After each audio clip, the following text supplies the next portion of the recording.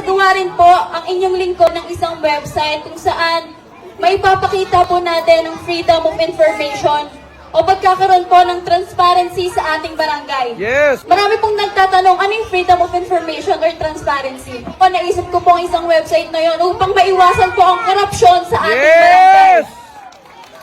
Ayan, at naniniwala din po ako ang budget dapat ginagawa yan sa mabuti. Ginagawa yan sa totoo. Ang budget dapat nararamdaman ng tao. Ang Yes! budget dapat pinagsiservisyohan yan para maramdaman ng buong barangay San Isidro. Yes! Kaya dapat po hindi natin pinagtataguan ang ating mga kabarangay. Dahil ako po, nandito nakatayo sa inyong harapan, nangangako maglilingkod sa aking mga kabarangay at sa ating barangay. Hindi ang barangay ang maglilingkod sa amin. Yes! Pagod man po kami pero hindi po kami mapapagod magserbisyo sa inyo. Yes! Ayaw po namin ng may kinikilalang pagseserbisyo. Gusto po namin pagseservisyoan po namin kayo lahat ng pantay-pantay. Yes! Walang pinipili. Porket kakilala ka ba, ikaw lang tutulungan namin? Hindi!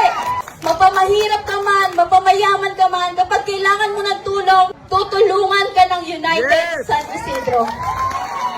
Muli, ako po ang inyong lingkod, Alison Lopez, inyong gandang may pakinabang, gandang may magagawa, na nagpapaalang gumawa ka ng kabutihan sa lupa at sa iyong kapwa.